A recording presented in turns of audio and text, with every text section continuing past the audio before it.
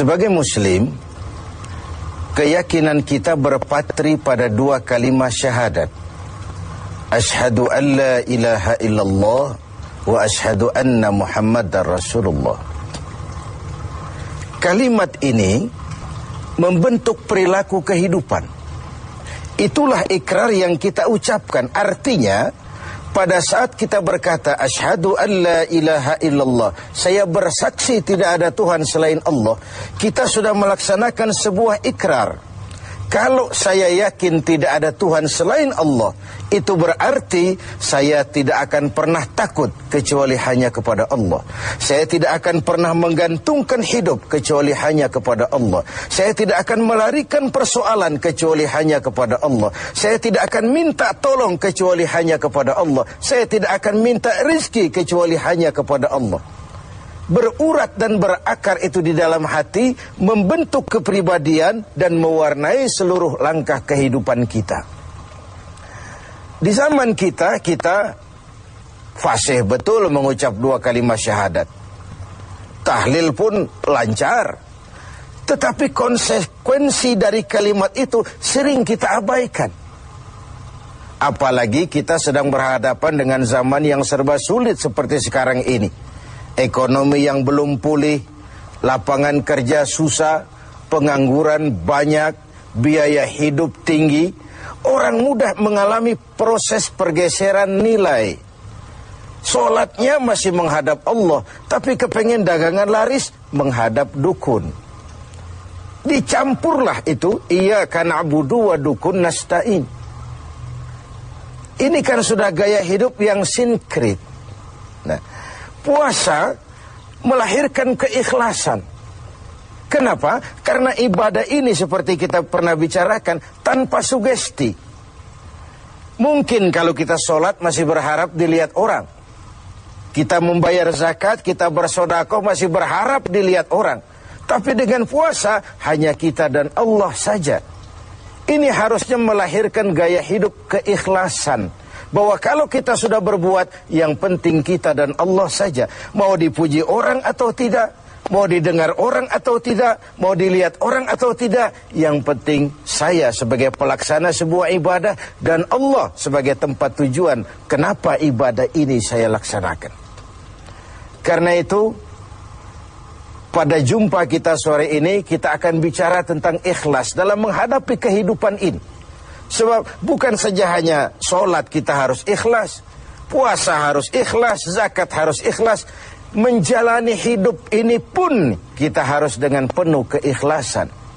Kita tahu bahwa apa saja kalau sudah mulai kita gantungkan kepada yang selain Allah, bersiaplah untuk kecewa. Apa saja kalau sudah mulai kita gantungkan kepada yang selain Allah, bersiaplah untuk kecewa.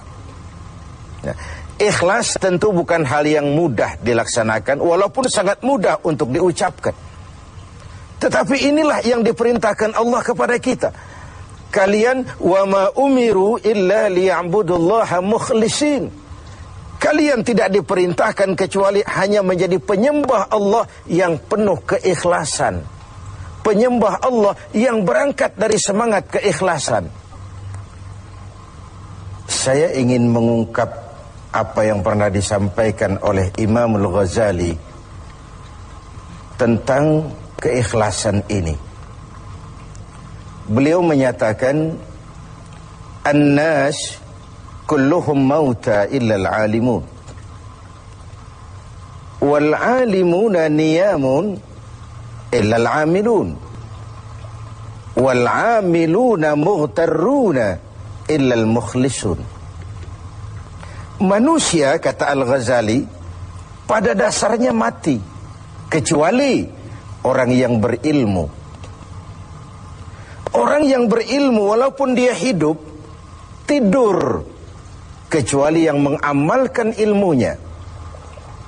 Dan orang yang mengamalkan ilmunya, banyak yang tertipu, kecuali yang ikhlas di dalam mengamalkannya.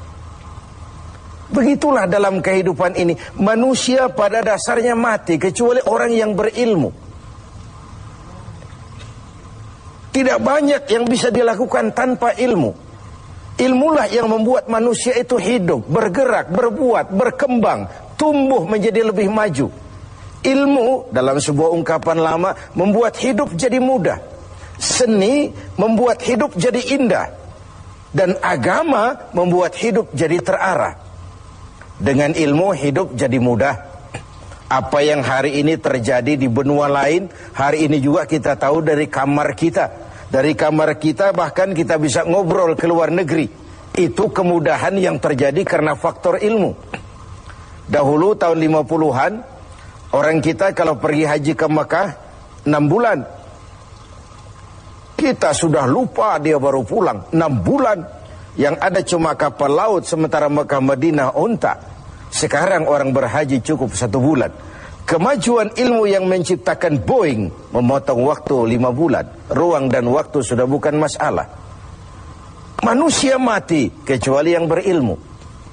Orang yang berilmu walaupun dia hidup tidur kecuali yang mengamalkan ilmunya itu. Nah, orang yang mengamalkan ilmunya banyak yang tertipu. Merasa sudah banyak karyanya, sudah banyak ibadahnya, sudah banyak kebaikannya.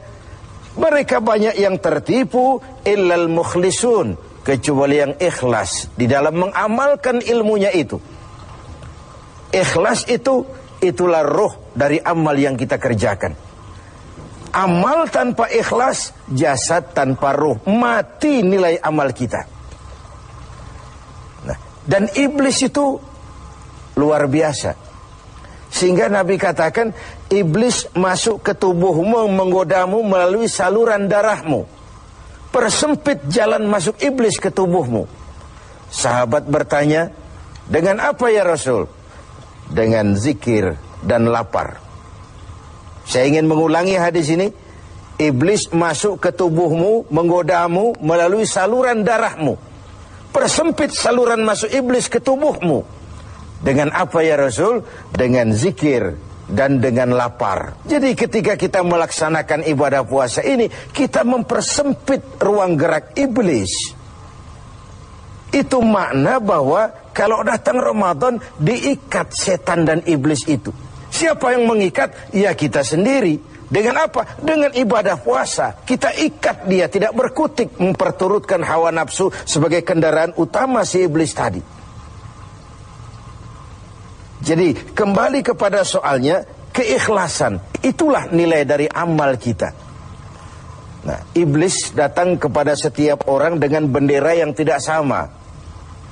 Iblis datang kepada orang kaya dengan bawa bendera bakhil. Iblis datang kepada penguasa dengan membawa bendera kezaliman.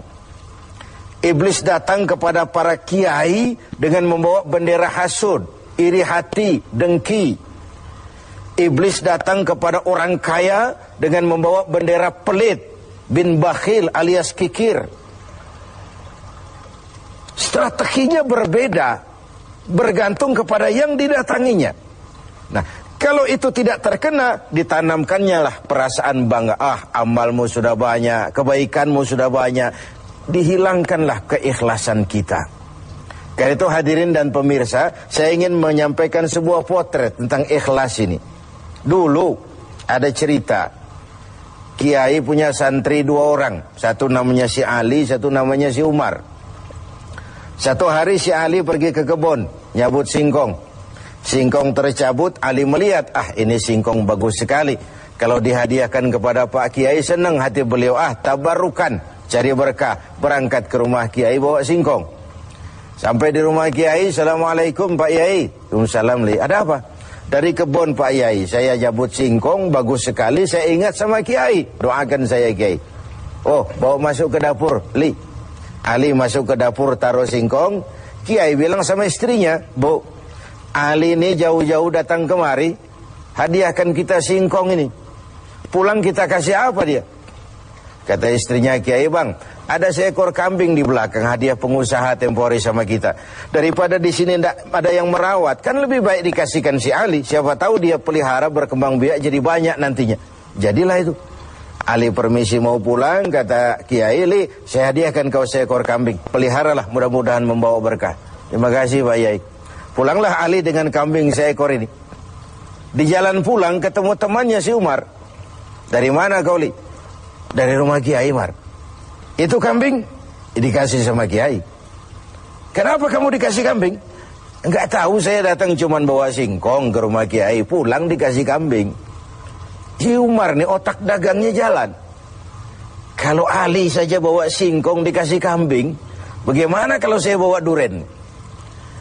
Jadi mampirlah si Umar ke pasar beli duren 3 buah, dibawalah ke rumah Kiai. Kiai, assalamualaikum. Ada apa, Mar?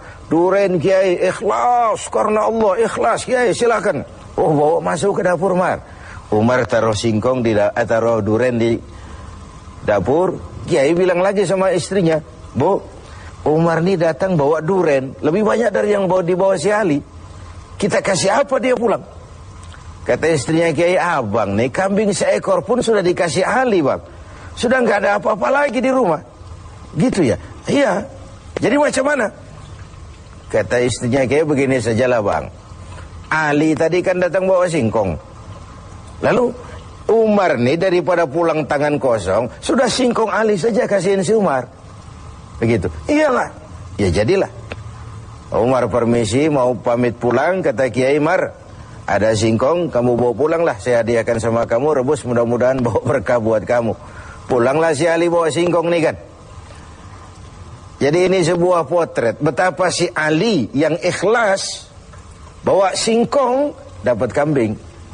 Umar nih yang punya target bawa duren 3 pulang dapat singkong. Nah, jadi ini sebuah cerita bahwa apa saja kalau sudah kita mulai bukan karena Allah, bersiaplah untuk kecewa. Itu dulu, barangkali adik-adik ada yang akan mengajukan pertanyaan. Silakan. Assalamualaikum warahmatullahi wabarakatuh. Salam. Ustaz Kiai, ada yang ingin saya tanyakan berkenaan dengan ikhlas. Pertanyaannya, bagaimana contoh orang yang ikhlas dalam berbuat? Ya. Contoh orang yang ikhlas dalam berbuat. Saya ingin menyampaikan sebuah cerita saja, tapi agak vulgar, tapi ini agak mendekati ya. Orang yang ikhlas dalam berbuat itu, mohon maaf, barangkali agak mirip-mirip orang yang buang air besar. Ini saudara-saudara, kalau pagi buang air besar ikhlas enggak? Ikhlas kan? Apa pernah ditengok-tengok?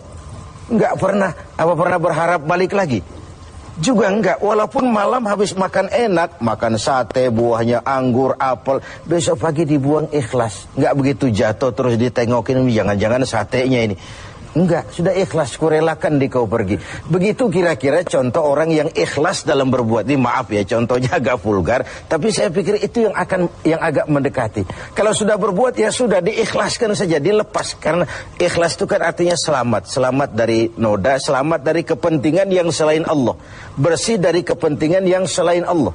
Nah itu yang kita inginkan dalam berbuat. Dan puasa sekali lagi melatih kita untuk menerapkan sikap-sikap ikhlas. Kan kalau sudah kita puasa, yang tahu cuma kita dan Allah saja. Bukan karena ingin dipuji orang, bukan karena ingin disanjung orang, tapi karena melaksanakan perintah Allah berdasarkan keikhlasan. Mudah-mudahan puasa ini semakin mendorong kita menjadi orang-orang yang ikhlas.